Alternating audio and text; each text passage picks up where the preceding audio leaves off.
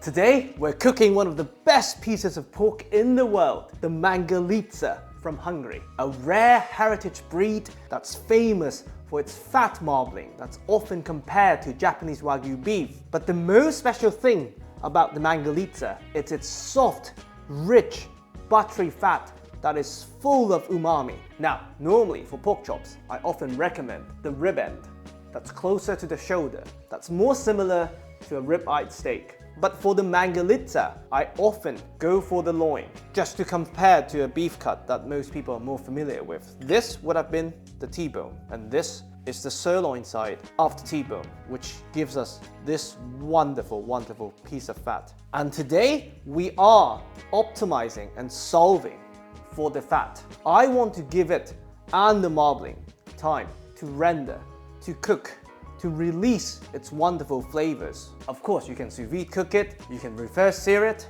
but today we'll do it out of the pan, A, to enjoy the process, and B, to get a wonderful jus out of it. For the fat to really render, I like to cook my pork chops at medium to medium-low heat over a much longer period. So for something that is 1.5 inches thick, about 8 to 10 minutes on each side, it would yield the best flesh and the best fat, but not the best browning. But I found the best solution to help us achieve that.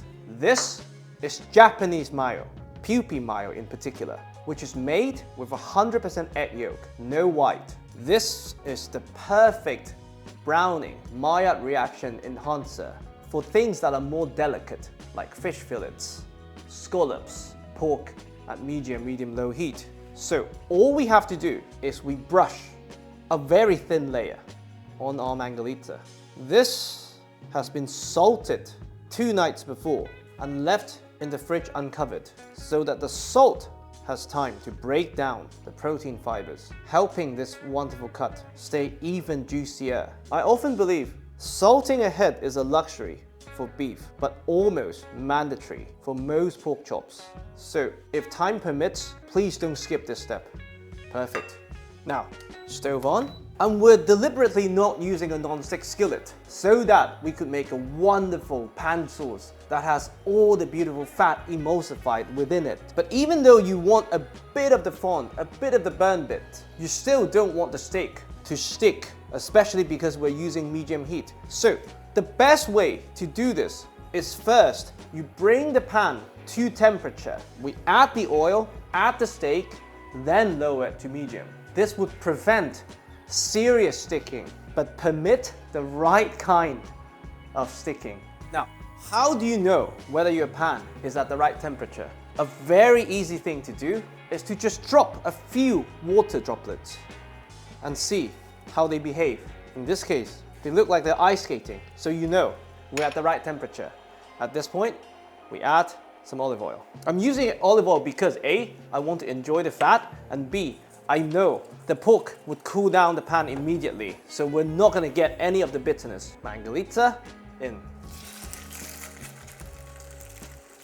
And we push it down with a spatula to maximize the surface area that is in contact with the pan.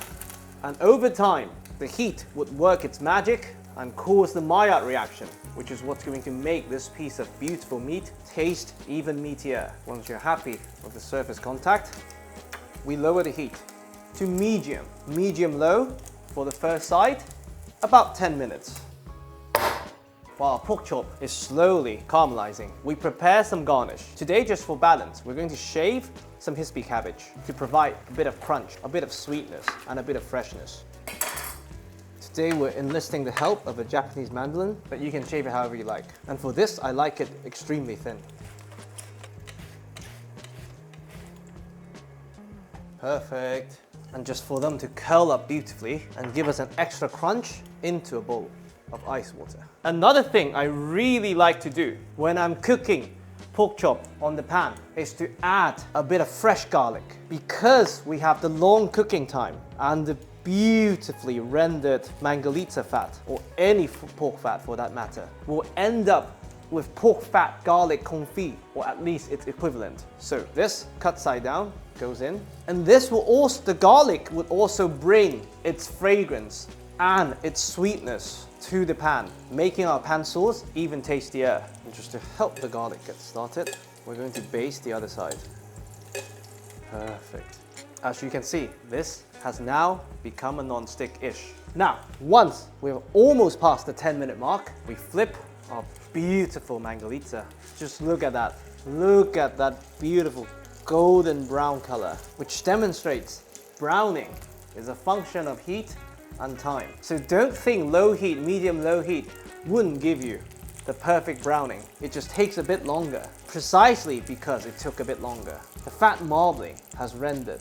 This beautiful piece of fat is perfectly cooked, approximately another 10 minutes. And when there is 5 minutes left, we start to probe to gauge the doneness. Pork chop doneness is really a personal preference, but a fail-proof temperature that most people would accept is 61 degrees Celsius. It is just fully cooked while extremely juicy. If you want your pork chop pink, you could aim for lower, about 54 degrees Celsius. So for the first side, we introduce the wonderful fresh garlic, which will become Mangalitsa fat confit. For the second side, we're going to introduce some sushi ginger. Anyone who's been to a Japanese restaurant would be familiar with this. It has a sweet and sour balance, and it has a milder ginger characteristics. And as many Asian cuisines have proven, ginger and pork is always a marriage made in heaven. It has the ability to tame all the unwanted gaminess from a piece of pork. So, with around 5 minutes left, ginger, they go in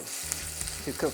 Not only will they become tasty, they would add a wonderful sweet and sour balance to the sauce and to a lesser extent to the garlic. We're reserving this sweet and sour brine, which we'll add later when we make the sauce.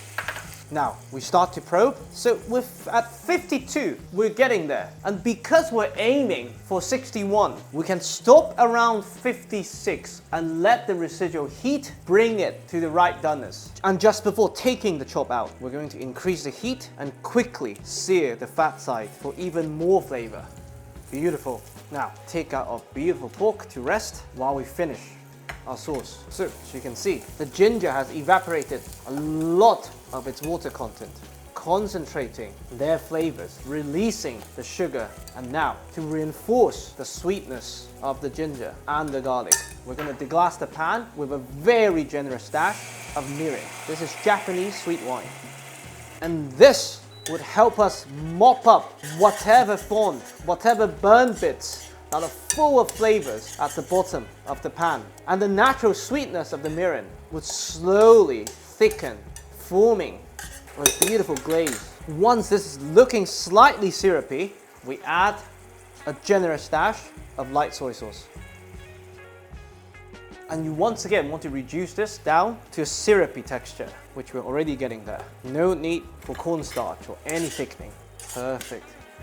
Now, stove off, and we add the brining liquid of the ginger to add a bit of acidity back to our sauce. Because had we added this too early, the vinegar would have been evaporated. But by adding it at this point, we're preserving the freshness. Our garlic is perfectly confit. And now we can carve and plate. Here we have our wonderfully curled up crispy cabbage salad, our Mangalitsa, perfectly cooked. And because of the marbling, I like them quite chunky. Chef's piece, the wonderful confit garlic, the incredibly complex ginger, and the Mangalitsa jus.